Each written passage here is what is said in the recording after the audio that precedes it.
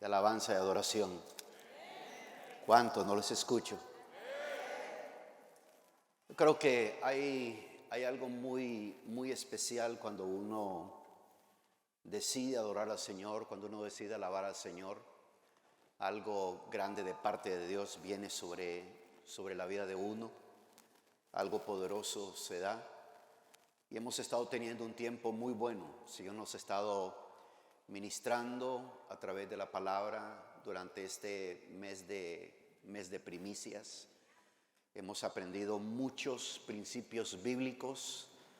Yo creo que, no sé si ustedes estarán de acuerdo conmigo, pero yo creo que a este punto, y especialmente también con lo que estaré compartiendo ahora, cualquier persona que tenga alguna objeción en cuanto a invertir en el reino, ya no hay manera de enseñarle que eso es una realidad que está en la palabra del Señor.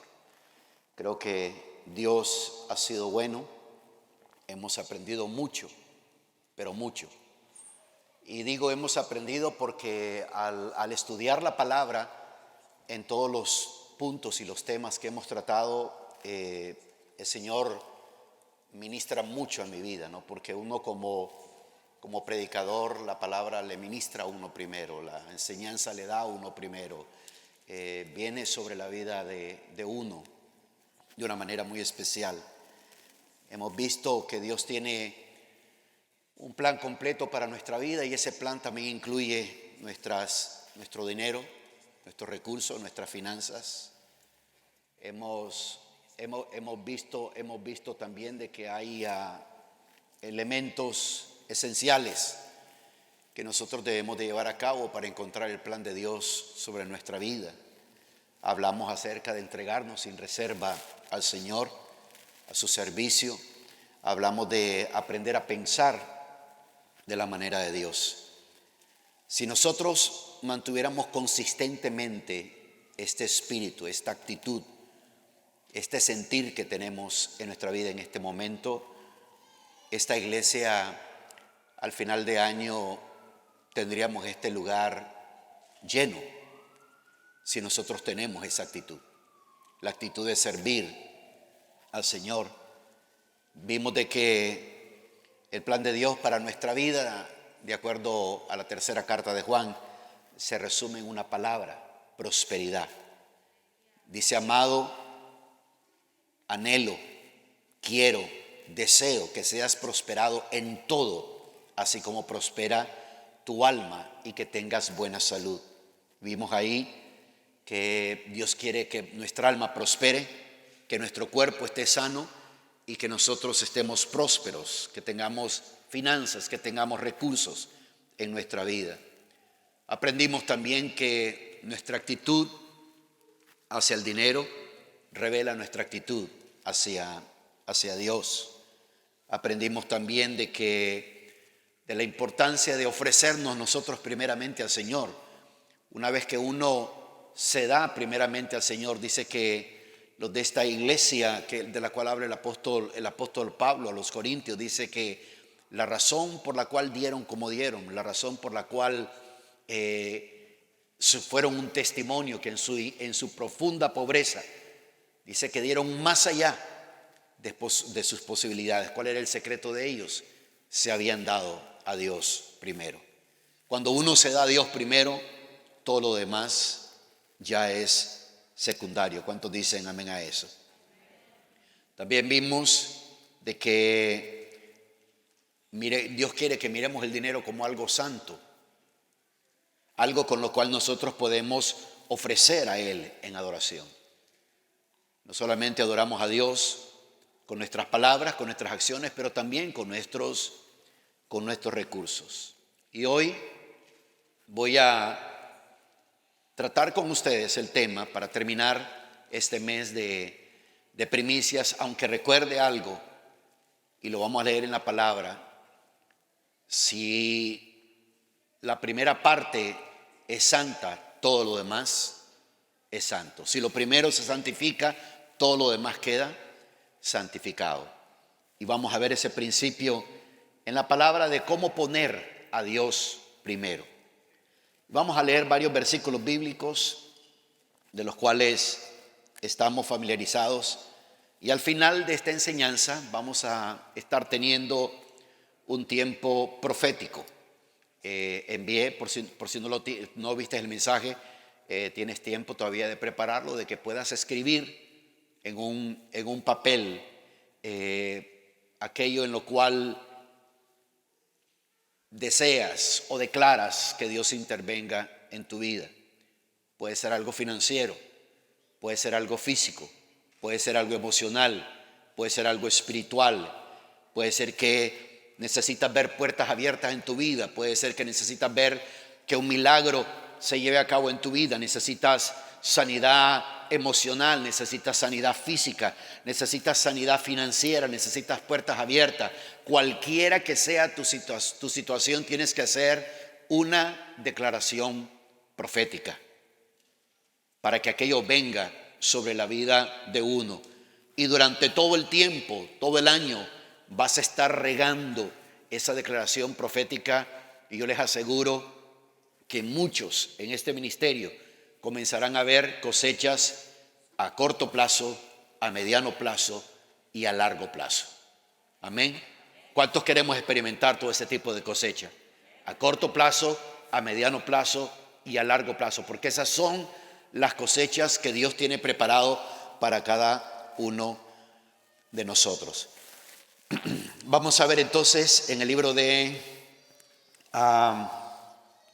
Proverbios, en el capítulo 3 de Proverbios, y vamos a comenzar a leer del versículo 9 al versículo 10. Nuevamente vamos a leer varios versículos para poder activar más nuestra fe.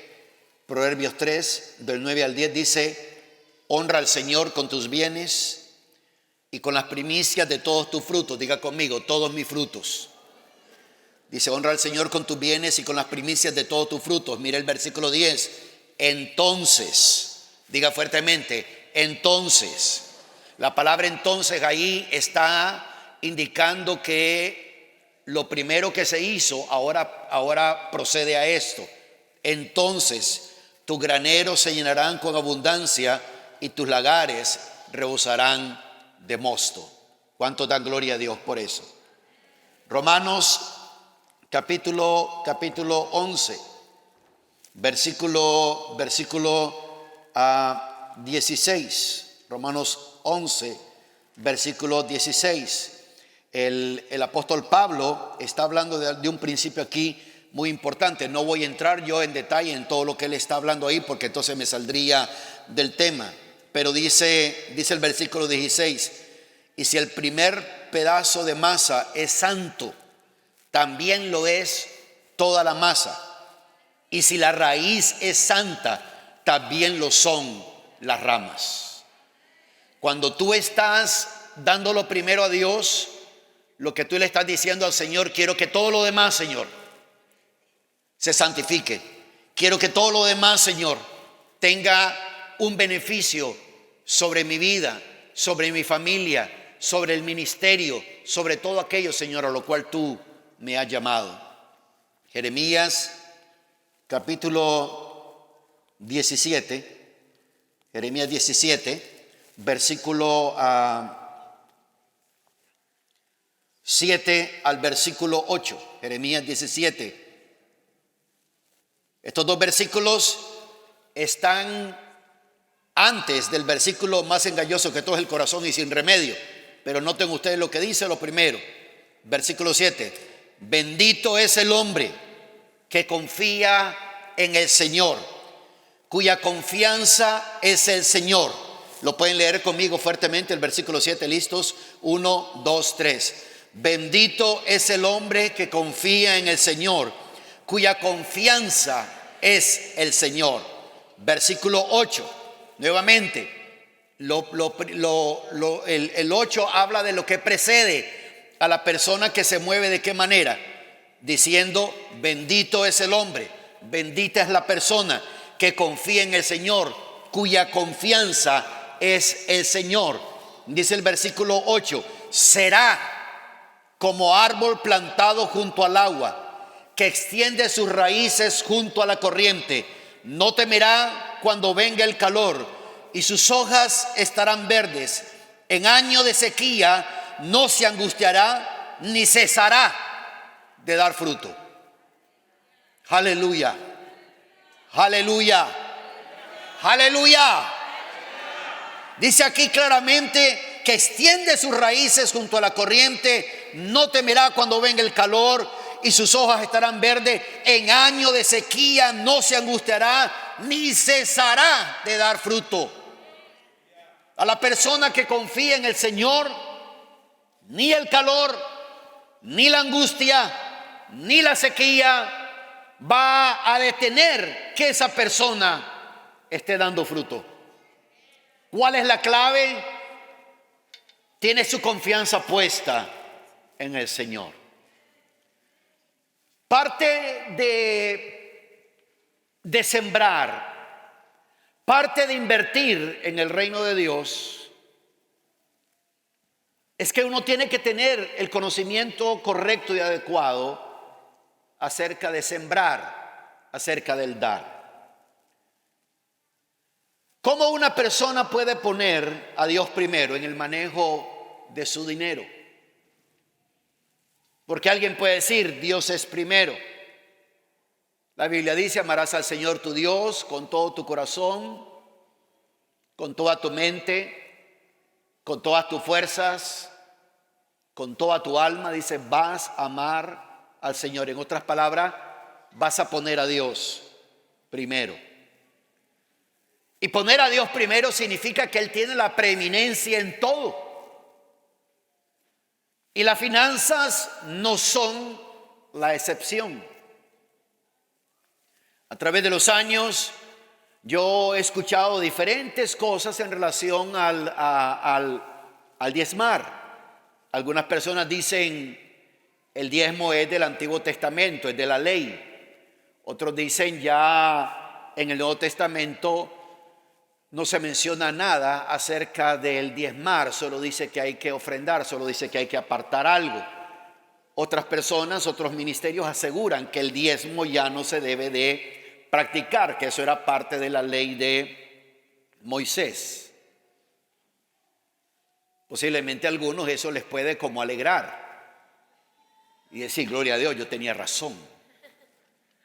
Pero cuando uno entra a un estudio de las Escrituras, cuando uno entra a un estudio de la palabra, tenemos que entender algo. Una de las cosas que hemos señalado, una de las cosas que hemos dicho, es que una de las señales, que a propósito eso va a ser el versículo al final de cuando hagamos la declaración profética, una de las señales de que alguien está poniendo a Dios primero, la Biblia dice, buscad primeramente el reino de Dios y su justicia, y todo lo demás os vendrá por añadidura. Lo primero es que uno tiene que buscar el reino de Dios y su justicia. Buscar el reino de Dios y su justicia tiene que ver también con honrar al Señor con los primeros frutos. Aquí la clave es primero. Lo primero.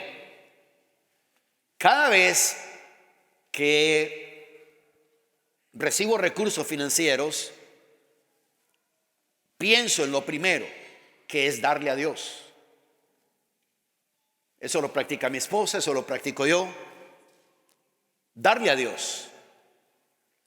Porque desde hace mucho tiempo salimos de la mentalidad de que uno va a dar a Dios si le sobra. Ya les he enseñado de que Dios, cómo mide, el Señor Jesucristo, cómo mide el dar de una persona. El dar de una persona no es por lo que está dando en ese momento, sino por lo que retiene. Vimos en la ofrenda de la viuda que los ricos daban mucho, pero daban mucho porque eso les sobraba. Entonces uno dice, bueno, en esta ocasión no me alcanzó para el diezmo. Aunque hay una ley que si una persona no tiene para dar el diezmo, se le puede permitir no darlo. Pero en el momento que ya lo pueda dar, lo tiene que dar 5 veces más de lo que iba a dar. No digan tan fuerte gloria a Dios. Algunos dijeron, qué bueno, entonces se puede como dejar en layaway. ¿Cómo se dice? Layaway, ¿no? Se puede dejar así de que después lo doy, después lo vengo a recoger, después lo recibo. Pero no le voy a mostrar en este momento nada de eso. Lo que sí sé de que cuando uno aparta primeramente para Dios, cuando uno tiene recursos financieros y lo primero que uno piensa es, tengo que dar mi parte al Señor. Tengo que hacerlo. Porque ofrenda es ofrenda, diezmo es diezmo. Con el diezmo yo estoy reconociendo que Dios es mi proveedor, que mis recursos vienen de Él. Y hay que poner a Dios primero. Tome en cuenta que cada vez que te pagan, hasta el Estado se le adelantó a Dios. Porque ya te quitaron algo, ya te descontaron algo. Lo que voy a enseñarles en este momento es de que si uno es una persona consistente en dar, en diezmar, en ofrendar, en sembrar, en tener esa mentalidad de que voy a hacer actos proféticos, como lo hizo la mujer sunamita, que sembró, uno está diciendo que Dios es primero en uno. Cuando una persona no quiere diezmar, no me importa cuántos años tenga esa persona de cristiano o cristiana, esa persona, Dios no es primero para él o para ella.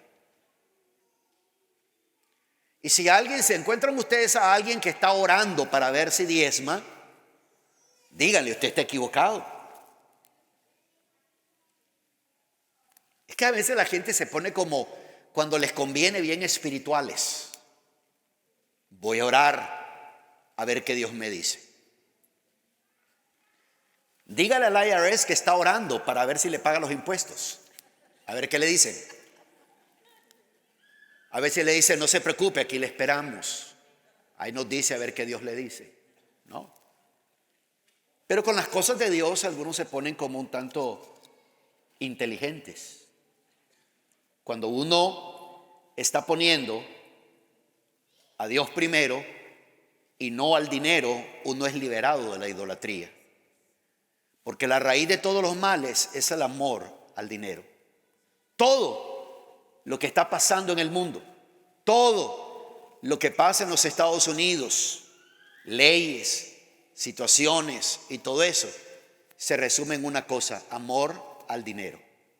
Amor al dinero. El dinero tiene el poder de corromperle el corazón a cualquier persona. Y por eso es de que dice: amado, espero que seas prosperado en todo, así como prospera tu alma. Porque si tu alma en el Señor ha prosperado, si tu corazón está conectado con el Señor, el dinero no te va a corromper. El dinero se va a convertir en una herramienta para ti, para poder llevar a cabo algo muy importante. Entonces, cuando uno está honrando al Señor de esa manera, tú le estás diciendo a Dios: yo confío en ti. Yo confío que tú eres mi proveedor. Yo confío que este trabajo que tengo, que estos recursos que tengo, los tengo porque me has dado vida, me has dado salud, me has protegido, me has ayudado, me has dado gracia, me has dado favor.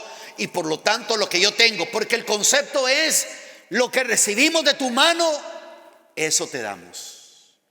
Ahora, si tú no crees que lo que tú tienes viene de Dios, entonces estás en un serio problema. Ahora, miremos, ¿desde cuándo se remonta la práctica del diezmo? Porque en las Escrituras hay mucha enseñanza acerca de esto, pero y se habla de diferentes tipos de diezmos: diezmo de ganado, diezmo de grano, diezmo de resultados que hubieron, diezmo de producción, diezmos grandes cada 3 años, grandes cantidades de cosecha, diezmos de esto, diezmos lo otro. Pero la Escritura dice que debemos de apartar para el Señor. Lo primero que tenemos que hacer es apartar para el Señor de todo lo que hemos recibido. Pero el diezmo va más allá de la ley de Moisés. Vemos al patriarca Abraham en el capítulo 4 capítulo 14, vayamos al capítulo 14 de Génesis y miremos qué es lo que está sucediendo ahí, versículo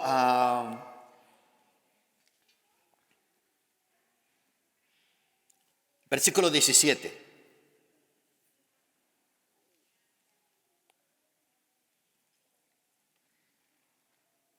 ¿Qué es lo que acaba de pasar? Abraham acaba de liberar a su sobrino, acaba de derrotar a 3 reyes, a 3 reinos, con 300 hombres nacidos en casa. Tú puedes lograr muchas cosas cuando una persona está en la iglesia y tiene definido en su corazón: esta es mi casa. Pero si la persona está orando, a ver, me quedo o no me quedo, no se puede contar con alguien así. Para nada. Para nada. Si tú eres líder y tú tienes una persona en esa condición que no tiene definido si este lugar es su corazón, te digo, no vas a producir nada, no vas a lograr nada, no vas a alcanzar nada. Está bien que sean amiguitos, bien amiguis y todo eso, pero no se logra nada. Se vence con personas que tienen un corazón por la casa. Entonces Abraham venció a 3 reyes, 3 reinos, con 300 hombres nacidos en casa. Y dice el versículo 17: a su regreso, después de derrotar a Kedor Laomer y a los reyes que estaban con él, salió a su encuentro el rey de Sodoma. Dice, salió a su encuentro el rey de Sodoma. Permítame. Salió a su encuentro el rey de Sodoma en el valle de Sabe, es decir, el valle del rey. Entonces Melquisedec, diga conmigo, Melquisedec, rey de Salem, sacó pan y vino. Él era sacerdote del Dios Altísimo y lo bendijo diciendo: este es un rey que se le da el nombre Melquisedec y está bendiciendo a Abraham. ¿Por qué razón lo bendice? Lo que acaba de lograr Abraham, la derrota, la victoria que tuvo contra estos reinos. Pero la razón por la cual lo bendice es porque Melquisedec es superior a Abraham. El mayor bendice al menor. Entonces Melquisedec, rey de Salem, sacó pan y vino. Él era sacerdote del Dios Altísimo y lo bendijo diciendo: bendito sea Abraham del Dios Altísimo, creador del cielo y de la tierra, y bendito sea el Dios Altísimo que entregó a tus enemigos en tus manos. Y le dio a Abraham el diezmo de todo. Y le dio a Abraham el diezmo de todo, a Melquisedec. Y el rey de Sodoma dijo a Abraham: ¿el rey de dónde? De Sodoma. Dijo a Abraham: dame las personas y toma para ti los bienes. Y Abraham dijo al rey de Sodoma: he jurado al Señor Dios Altísimo, creador del cielo y de la tierra, que no tomaré ni un hilo, ni una correa de zapato, ni ninguna cosa tuya, para que no digas: yo enriquecí a Abraham. Nada tomaré excepto lo que los jóvenes han comido y la parte de los hombres que fueron conmigo, a Aner, Escol y Mamre. Ellos tomarán su parte. Aquí vemos 2 cosas bien importantes. Vemos a un rey llamado Melquisedec. Vemos a otro rey que aparece ahí, el rey de Sodoma, tratando de negociar con Abraham, tratando de convencerlo de ciertas cosas. Y Abraham tiene definido: yo no voy a agarrar nada de ti para que no digas después que tú me enriqueciste. Él tenía claro quién lo iba a enriquecer. Él tenía claro que Dios ya le había hablado y le había dicho: te bendeciré y serás bendición. engrandeceré tu nombre. Dios le habló a Abraham acerca de esto. Y Abraham acaba de ganar una gran batalla sobre estos reyes. Él ha logrado cosas poderosas. Y Melquisedec, sacerdote del Dios Altísimo, representante de Dios en la tierra, en un momento particular en la vida de Abraham, lo bendijo. No tengo mucho tiempo para entrar en detalles, pero les voy a explicar algo. Algunas traducciones judías en el Talmud dicen de que este Melquisedec era uno de los hijos de Noé. Esa es una de las teorías de conspiración que hay en cuanto a... Qué rico se sentí decir eso.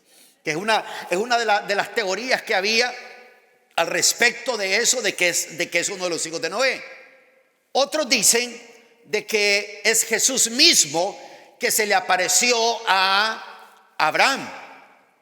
Pero en la tipología, en el estudio de los tipos, de las figuras, es un tanto complicado aceptar eso, porque es un tanto complicado que Jesús mismo sea figura de él mismo. Pero este rey representa algo muy importante. Representa que cómo Abraham respondió ante la victoria, cómo Abraham respondió ante todo lo que había logrado, ante todo lo que había alcanzado. Abraham le dio a Melquisedec una 10ª parte de todo, el 10º de todo lo que había ganado en victoria al sacerdote de Dios, a Melquisedec.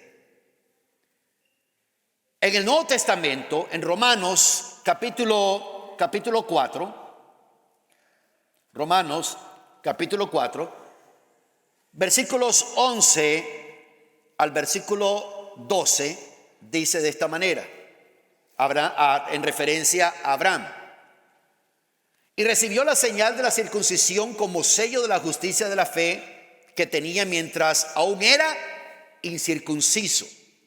Mientras aún era, ¿cómo? Incircunciso. A fin de que la justicia también a ellos les fuera imputada. Siendo incircunciso, Abraham dio los diezmos a Melquisedec. Miren esto. Para que fuera, dice, y recibió la señal de la circuncisión como sello de la justicia de la fe que tenía mientras aún era incircunciso, para que fuera padre de todos los que creen sin ser circuncidados, a fin de que la justicia también a ellos les fuera imputada. Versículo 12. Y padre de la circuncisión para aquellos que no solamente son de la circuncisión, sino que también siguen en los pasos de la fe que tenía nuestro padre Abraham cuando era incircunciso. El versículo 16 dice de esta manera: por eso es por fe, para que esté de acuerdo con la gracia, a fin de que la promesa sea firme para toda la posteridad, no solo a los que son de la ley, sino también a los que son de la fe de Abraham, el cual es padre de todos nosotros. Abraham es representado en el Nuevo Testamento como un padre y como un modelo para todos los creyentes. Dice que los que van en los pasos de Abraham, imitando la fe de Abraham. Entonces, para ser también hijos de Abraham, tenemos que caminar en los pasos de la fe de Abraham, y eso incluye manejar nuestro dinero de la manera en que Abraham manejó el suyo. No solamente en otros aspectos. Abraham es nuestro padre cuando caminamos tras los pasos de su fe y tenemos la misma fe que él tenía. Esto incluye nuestra fe en el área de finanzas y posesiones materiales. Están aquí. Génesis capítulo 28 nos muestra algo también interesante.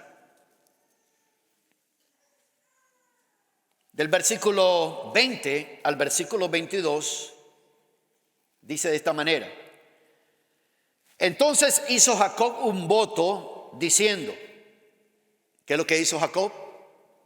Un voto diciendo: si Dios está conmigo y me guarda en este camino en que voy, y me da alimento para comer y ropa para vestir. Versículo 21, dice, y vuelvo sano y salvo a casa de mi padre, entonces el Señor será mi Dios. Y mire lo que dice el versículo 22. Y esta piedra que he puesto por señal será casa de Dios, y de todo lo que me des te daré el diezmo. De todo lo que me des te daré el diezmo. Esto es muy importante. Jacob, vemos el ejemplo de Jacob, el nieto de Abraham, y debido a como Jacob había engañado a Isaac su padre y también a Esaú su hermano, se convirtió en una persona que andaba huyendo y tuvo que dejar esa tierra de la herencia donde tenía y se fue a buscar una mejor vida a Mesopotamia. Y cuando se puso en marcha, todo lo que tenía en su mano era solamente un bastón. Era todo. Vamos a leerlo esto más adelante, porque el diezmar es la base de mi relación también con Dios. Él provee mis necesidades, Él provee para mí y yo le devuelvo a Él. Yo siembro en el reino lo que Él está haciendo por mí. En ese mismo libro de Génesis, pero vayan al capítulo 32, versículo 9 al versículo 10. Y dijo Jacob, oh Dios de mi padre Abraham y Dios de mi padre Isaac, oh Señor, que me dijiste, vuelve a tu tierra y a tus familiares y yo te haré prosperar. Indigno soy de toda tu misericordia y de toda la fidelidad que has mostrado a tu siervo, pues con solo mi cayado, un bastón, crucé este Jordán y ahora he llegado a tener 2 campamentos. Aquí Jacob está reconociendo que esto es 20 años más tarde. Eso es lo que se llama cosecha a largo plazo. 20 años más tarde, un hombre que le dijo a Dios, yo hago un pacto contigo, si tú me proteges, si tú me guardas, si tú me ayudas, si tú provees para mí, tú vas a ser mi Dios, y de todo lo que yo tenga, de todo lo que yo obtenga, de todo lo que yo gane, te voy a dar el diezmo. Tú serás mi Dios, le dice primero, y después le dice, te voy a dar el diezmo. Han pasado una gran cantidad de años, aproximadamente 20 años, y Jacob está dando testimonio. Diga conmigo, testimonio. Una vez más, testimonio. Porque uno tiene que dar testimonio. Yo le animo a que usted dé testimonio. Si algo está haciendo Dios financieramente, si algo está haciendo Dios con semillas que ha sembrado, da testimonio y di, esto hizo Dios conmigo, me ayudó, me proveyó, esto hizo el Señor, me ayudó a pagar esto, me proveyó para lo otro, me contactó con esta persona, ahora tengo esto y lo otro. Testimonio. Él dio testimonio, él dijo, cuando yo pasé el Jordán, cuando te dije lo que te dije, solo tenía un bastón en mi mano y ahora tengo 2 campamentos. Es como una persona diciendo, cuando comencé esto, solo sembré una semilla, no había logrado nada, no había alcanzado nada, no tenía negocio, no tenía nada. Ahora tengo 2 negocios, ahora tengo 3 negocios, ahora Dios me ha prosperado. Ese es el reconocimiento, ese es el testimonio cuando alguien siembra correctamente. Él tenía una riqueza tremenda ahora. Tenía una familia muy numerosa. Todas sus necesidades también habían sido suplidas. ¿Cuál era la razón? Su fidelidad en el diezmo. Él se fue con un bastón y regresó. Se fue con un bastón y regresó con 2 campamentos. En Levíticos, leo este pasaje para referencia. Levíticos, en el capítulo 27 de Levíticos, versículo 30 al versículo 32 dice, así pues, todo el diezmo de la tierra, de la semilla de la tierra o del fruto del árbol es del Señor, es cosa sagrada, es cosa consagrada al Señor. Diga conmigo, es consagrado al Señor. Así como uno, cuando viene uno a consagrar a sus hijos, a dedicar a los hijos al Señor, lo que uno está diciendo: Señor, estos hijos tú me los has dado para que los cuide, para que los guíe, para que los instruya. No son míos, Señor, son tuyos, te pertenecen a ti. Aquí en este pasaje de Levítico, en ese versículo 30 dice, es cosa consagrada al Señor. Y si un hombre quiere redimir parte de su diezmo, le añadirá la quinta parte. Aleluya. Es decir, si alguien quiere redimir, si alguien no quiere en este momento darlo, cuando te toque darlo, lo da 5 veces más. Así que usted decide hoy o después. Y añadirá la quinta parte. Todo diezmo del ganado o del rebaño, o sea, de todo lo que pasa debajo del cayado, la 10ª cabeza será consagrada al Señor. Consagrado al Señor. Simplemente bajo la ley de Moisés. Esto es bajo la ley de Moisés en Levítico. Simplemente bajo la ley de Moisés ya el diezmo pertenecía al Señor. Era algo que se había declarado. Ahora, ¿qué habla la Biblia en el Nuevo Testamento acerca de esto? Que esto es lo que quiero aprovechar en el tiempo que me queda. ¿De qué habla la Biblia? Ahora, vamos a ver si tienen buena memoria. ¿Cómo se llama el rey con el cual se encontró Abraham y le pagó los diezmos? ¿Cómo se llama? Melquisedec. Vamos a ver qué dice el Nuevo Testamento acerca de Melquisedec.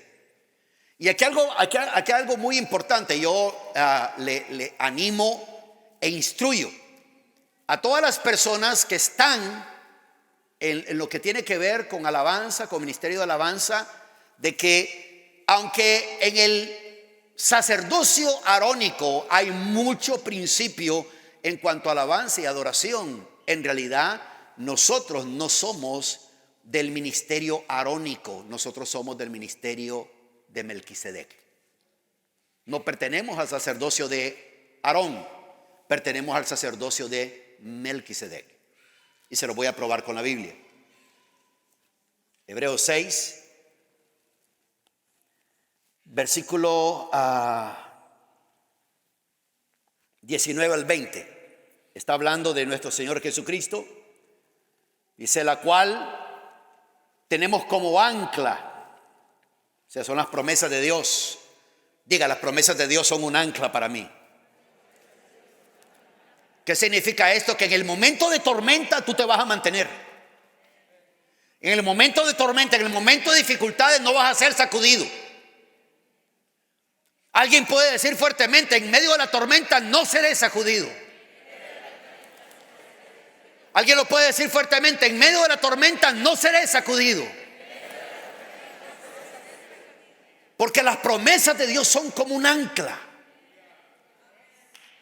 Se mantienes anclado, te mantienes ahí, no te mueves.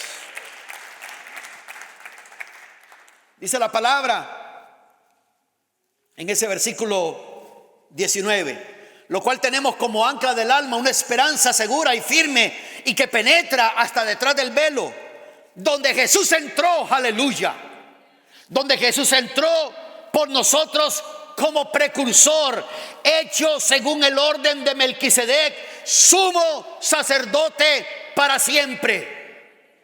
Jesús, una vez que penetró, una vez que se entregó a sí mismo por nosotros, una vez que Él fue sacerdote a la misma vez, Él fue la ofrenda también. La Biblia dice que Él ahora pertenece al orden de Melquisedec, sumo sacerdote para siempre. Y si Jesús pertenece a la orden de Melquisedec, ¿a cuál orden sacerdotal pertenecemos nosotros? A la de Melquisedec. Ahora, ¿qué la palabra enseña acerca de esto? Está claro ahí que Jesús es nuestro sumo sacerdote en el orden de Melquisedec. Si van ahora al capítulo 7, comenzamos a leer desde el versículo 1. Miren que Melquisedec era una figura. Le estoy enseñando algo muy importante. Porque te voy a mostrar, te estoy mostrando con la palabra, que cuando estás dando al Señor, cuando damos al Señor, estamos dando a Jesús, sumo sacerdote, según el orden de Melquisedec. No el orden arónico de Melquisedec. Porque este Melquisedec, dice el versículo 1, rey de Salem, sacerdote del Dios Altísimo, salió al encuentro de Abraham cuando éste regresaba de la matanza de los reyes y lo bendijo. Abraham le entregó el diezmo de todos los despojos, cuyo nombre significa primeramente rey de justicia y luego también rey de Salem, que esto es rey de paz, sin padre, sin madre, sin genealogía, no teniendo principios de día ni fin de vida, siendo hecho semejante al Hijo de Dios, permanece sacerdote a perpetuidad. Hay algo aquí muy interesante de este personaje, que representa algo poderoso. Si ustedes se dan cuenta, todas las características, esta es una figura de Jesús. No fue Jesús el que se le apareció a Abraham en el Antiguo Testamento. Es una figura, está indicando algo, está mostrando algo, está enseñando algo. Siempre es una sombra. La sombra no es la realidad. Yo estoy aquí, aquí está la sombra no es la realidad soy yo. Y la realidad es lo que nos está mostrando aquí el Nuevo Testamento. Nos está diciendo que el sacerdocio de Melquisedec es un sacerdocio eterno. Y algo muy importante, incluye que recibe el diezmo del pueblo.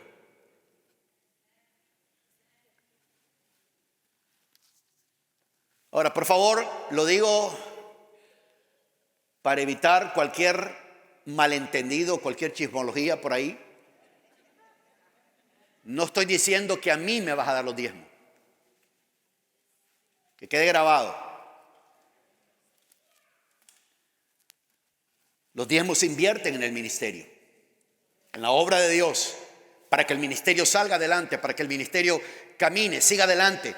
¿Tú quieres que la obra de Dios prospere? ¿Cuántos queremos que la obra de Dios prospere? ¿Cuántos queremos que la obra de Dios prospere? Debemos de invertir en el reino. Y aquí vemos a este sacerdote Melquisedec. Nos dice que no tiene padre, no tiene madre, no tiene genealogía, no tiene principio de días, ni tiene fin de vida. Y que fue hecho semejante al Hijo de Dios, permanece sacerdote a perpetuidad. Para siempre. Para siempre. Y vemos que a Melquisedec, el Señor Abraham le dio los diezmos a Melquisedec. Así que el diezmo es una historia que viene desde el inicio de las Escrituras, está en el tiempo de Abraham, que es antes de la ley, está durante la ley de Moisés y se encuentra también en este tiempo.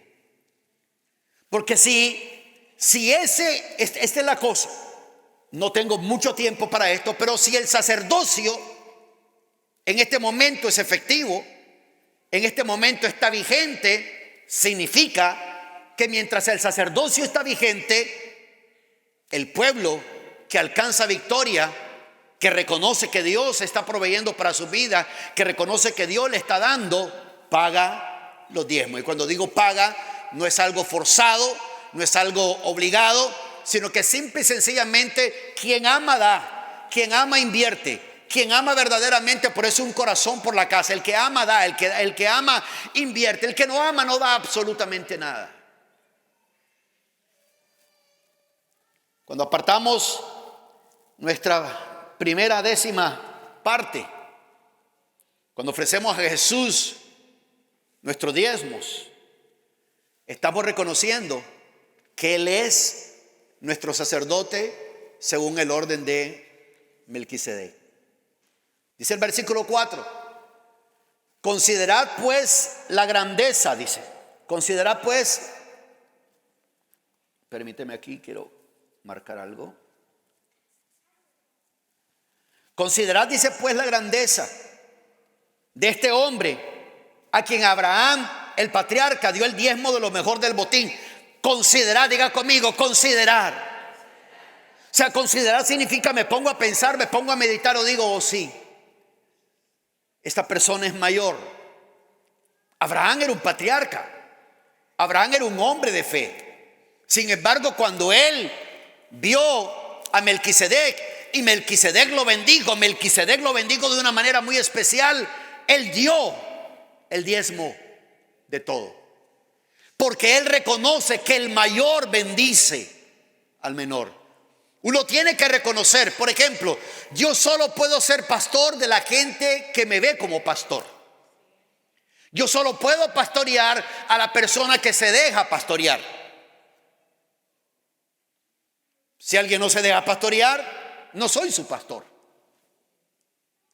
Sería un conocido, sea alguien que me conoce y todo eso, pero uno no puede funcionar de esa manera. Aquí el escritor está diciendo que consideremos la grandeza de este hombre a quien Abraham, el patriarca, dio el diezmo de lo mejor del botín.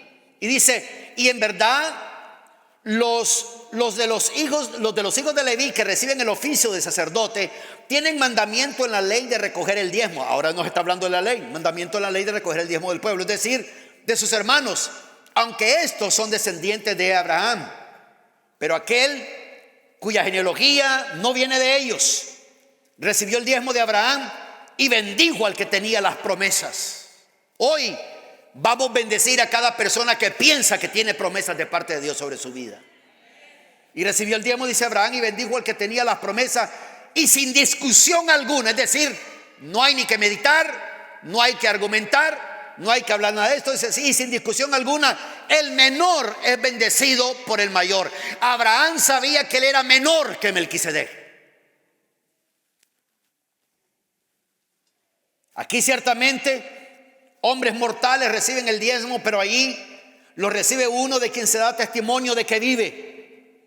Y por decirlo así, por medio de Abraham, ahora miren lo que dice la escritura, por medio de Abraham, aún Leví, que recibía diezmo, pagaba diezmo, porque aún estaba en los lomos de su padre cuando Melquisedec le salió al encuentro. Es decir, el escritor nos dice que aún cuando Abraham estaba dándole diezmos a Melquisedec, Leví, que venía de su descendencia, él también lo estaba haciendo a través de él. Para que miremos cómo esto funciona. Dice, ahora bien, si la perfección era por medio del sacerdocio levítico, pues sobre esa base recibió el pueblo la ley, ¿qué necesidad había de que se levantara otro sacerdote según el orden de Melquisedec y no designado según el orden de Aarón? Presten atención a eso. Porque cuando se cambia el sacerdocio, aleluya, cuando se cambia el sacerdocio, necesariamente ocurre también un cambio de la ley. Nos está diciendo la palabra, cuando el sacerdocio cambió. O sea, yo veo mucho de lo que tiene que ver con alabanza y adoración en el sacerdocio de Aarón, pero eso se cambió. Eso era de la ley. Eso era del pueblo de Israel. Pero dice que cuando cambió el sacerdocio, cambió la ley. Pues aquel de quien se dicen estas cosas pertenece a otra tribu, de la cual nadie ha servido en el altar. Porque es evidente que nuestro Señor descendió de Judá, una tribu de la cual Moisés no dijo nada tocante a sacerdotes. Y esto es aún más evidente si a semejanza de Melquisedec se levanta otro sacerdote que ha llegado a hacerlo, no sobre la base de una ley de requisito físico, sino según el poder de una vida indestructible. Una vida indestructible. Tú y yo en ese sacerdocio tenemos una vida indestructible. Aleluya. Aleluya. Pues de él se da testimonio. Tú eres sacerdote para siempre según el orden de Melquisedec. Porque ciertamente queda anulado el mandamiento anterior por ser débil e inútil. Pues la ley nada hizo perfecto. Y se introduce una mejor esperanza, mediante la cual nos acercamos a Dios. Y por cuanto no fue sin juramento, pues en verdad ellos llegaron a ser sacerdotes sin juramento, pero él por un juramento del que dijo: el Señor ha jurado y no cambiará, tú eres sacerdote para siempre. Por eso Jesús, aleluya, por eso Jesús, ¿cuántos aman a Jesús? ¿Cuántos aman a Jesús? ¿Cuántos aman al Señor Jesús? Dice, por eso Jesús ha venido a ser un fiador de un mejor pacto. Oh, mis hermanos y hermanas, Él nos da un mejor pacto. Ha venido a ser fiador de un mejor pacto. Los sacerdotes anteriores eran más numerosos porque la muerte les impedía continuar, pero Él conserva su sacerdocio inmutable, puesto que pertenece para siempre, por lo cual Él también es poderoso para salvar para siempre a los que por medio de Él se acercan a Dios, puesto que viven perpetuamente para interceder por ellos. Porque convenía, aleluya,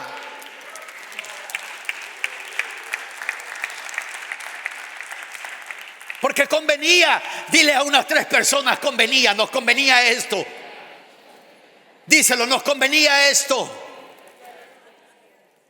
Porque convenía que tuviéramos tal sumo sacerdote, santo, inocente, inmaculado, apartado de los pecadores y exaltado más allá de los cielos, que no necesita, como aquellos sumos sacerdotes, ofrecer sacrificios diariamente, primero por sus propios pecados y después por los pecados del pueblo, porque éste lo hizo una vez para siempre cuando se ofreció a sí mismo.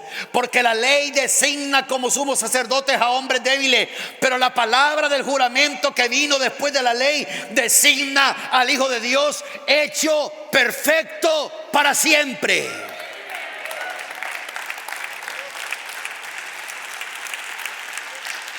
Aleluya.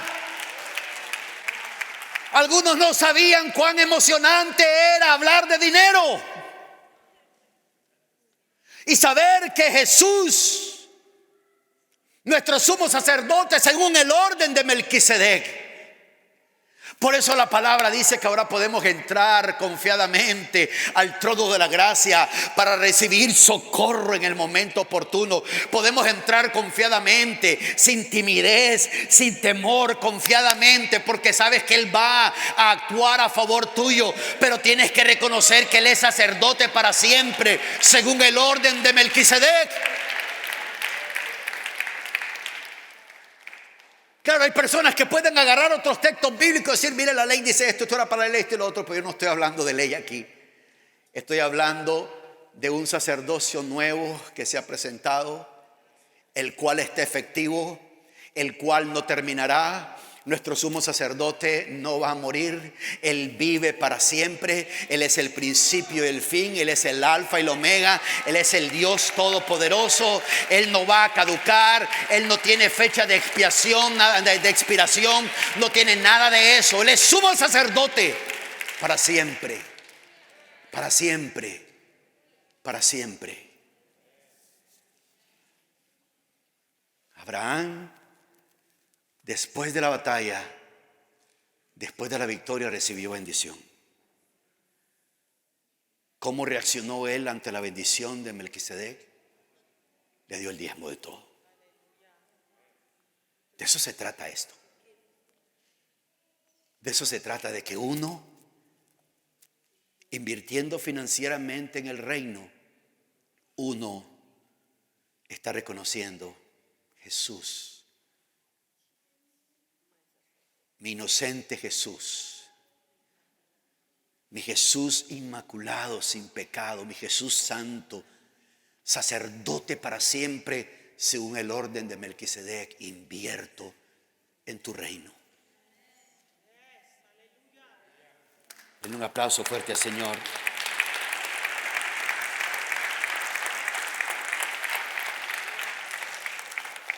Quiero que preparen lo que escribieron en un papel. Vamos a adorar al Señor. Vamos a declarar que esta casa es una casa de milagros. Yo les digo, iglesia, y se los digo hablando proféticamente sobre nuestras vidas y sobre este ministerio. Si nosotros mantenemos esta actitud, este deseo, este dinamismo espiritual, nada, absolutamente nada nos puede detener. Nada, absolutamente nada. Así que vamos a adorar al Señor. Quiero que todos se pongan en pie, por favor, en este momento. Mientras va llegando el ministerio de alabanza acá.